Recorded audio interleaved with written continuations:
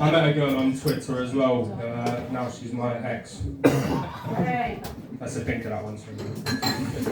By the way, if anyone's going to throw Chris at me, I like Monster Munch. I'm Jamie. I'm 50% English, 50% Scottish, 50% Irish, and shit in percentages. It just means if I get drunk, the bits of me start fighting each other. It's usually the English one setting their tooth out. Do you hear what that Paddy said to you, mate? What about that Mick over there? But yeah, it's a volatile mix. My dad's from Glasgow, my mum's from Newcastle. It's about as toxic a combination as Philip Schofield and Positions of Power. I do feel kind of sorry for Scory because he didn't really know what he did wrong, you know. We're pissed off at him for two things: skipping the queue at the Queen's funeral, which showed an incredible lack of patience, and also waiting years and years for a boy to be old enough to have a relationship with him, which shows an incredible level of patience. Make up your mind. I always think we always hear about the abuser in that case, but I'd like to hear from the victim. You know, what did he say to his friends and stuff? It's like, guess what, lads? Guess who's been shagging the host this morning? And it's like, oh, you've been doing Holly Willoughby, mate. Nice one. Not quite.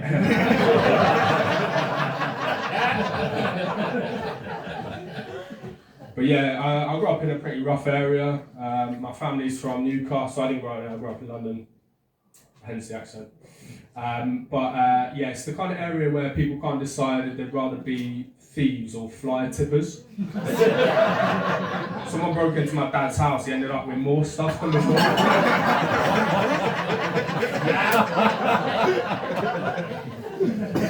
Sorry, I do have a dad as well. That's kind of a brag where I'm from.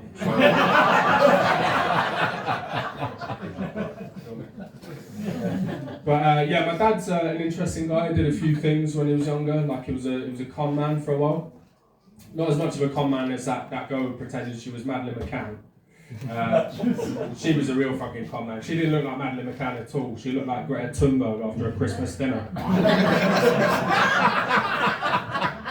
I see that cranberry sauce in there. But yeah, I've got a mum as well. I didn't grow up with my mum. I do love my mum, but our relationship's a little bit like ordering food in Greggs. In that the warmth is just in all the wrong places.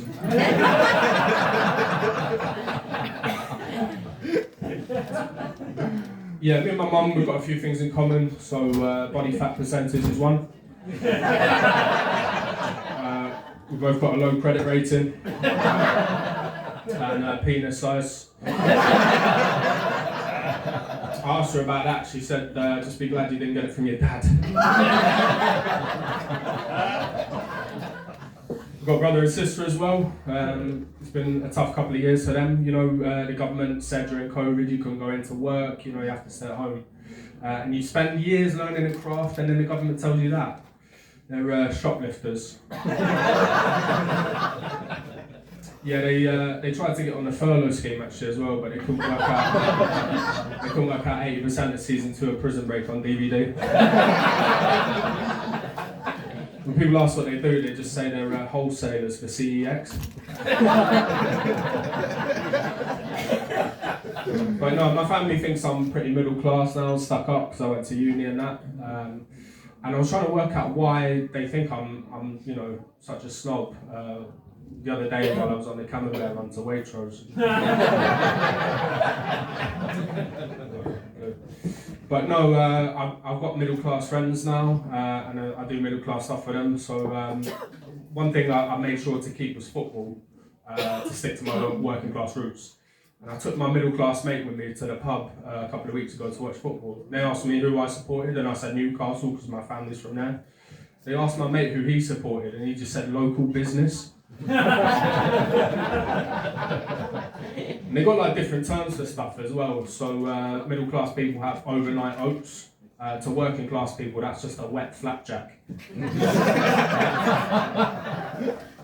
And it works the other way as well, like working class people say stuff and middle class people have different terms. So it's like, a working class person will say, I'm a boring dickhead with no hobbies and nothing interesting to say. Whereas a middle class person will say, I'm a foodie.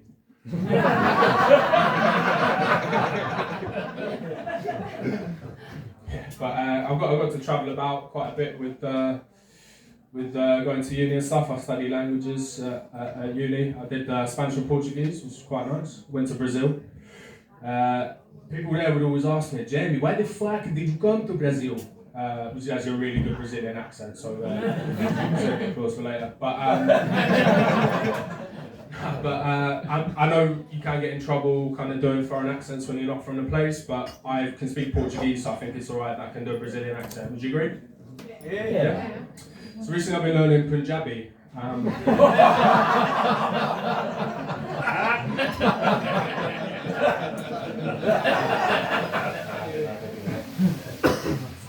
But yeah, I always think about these cultures I've met. Like, I always think British people love certain cultures. We love France. It might not be true, I'm not sure. But yeah, like French people are horrible about English people. They'll say that, your people are so ugly and your food is disgusting. And we're like, oh my god, Pierre is so sophisticated.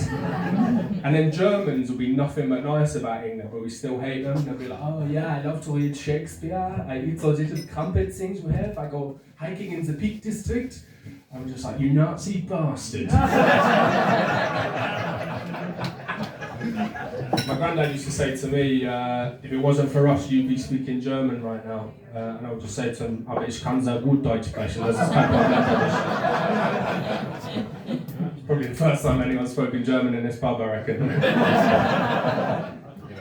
I'm the best.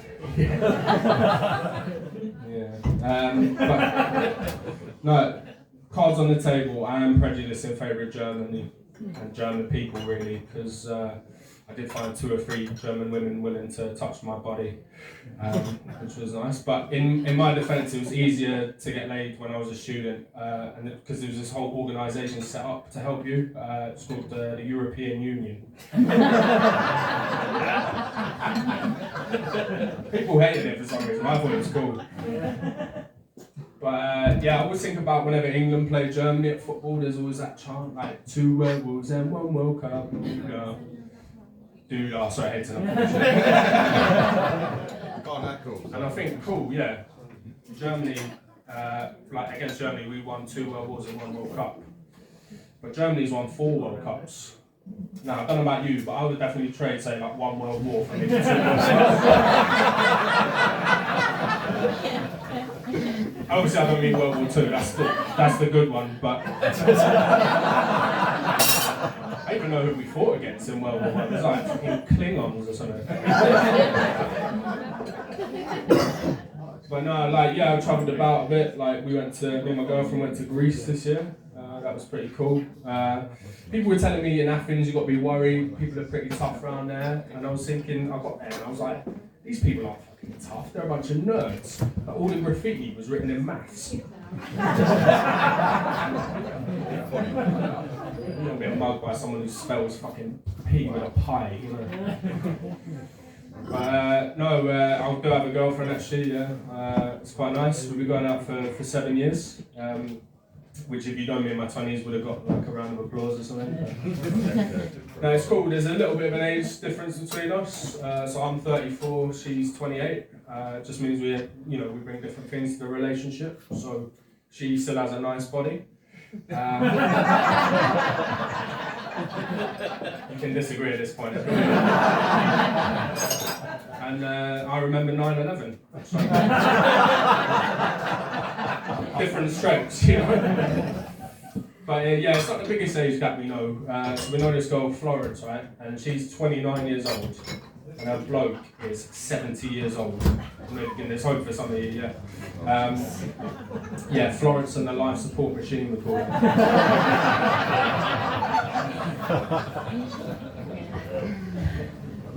Yeah, it's great.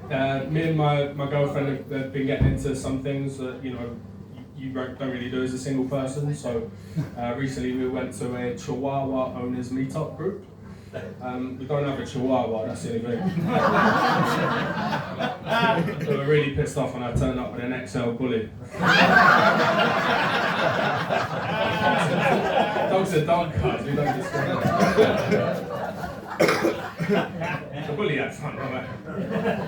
But no, we've been going to weddings and stuff, and it's always the same. Like my age, weddings always the same. It's like a quite attractive girl get married to a like bald, ugly bloke, and they're like, "Oh, I can't believe I'm marrying my best friend."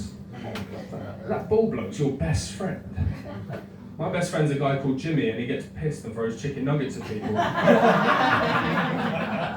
And then he gets really pissed and tries to sleep with my girlfriend's best friend, who is not me, by the way. just to be clear on that.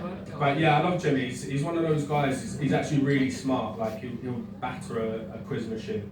But whenever I tell people he's smart, no one believes me because he does really stupid stuff, right?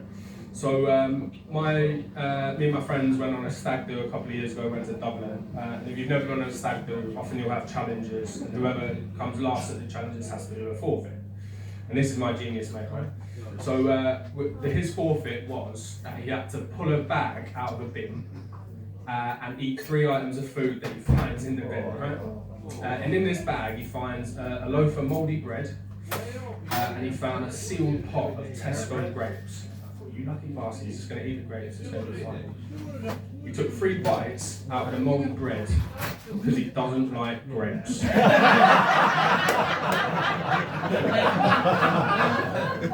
if that doesn't make you feel better about yourself, I don't know what will. Thank you very much.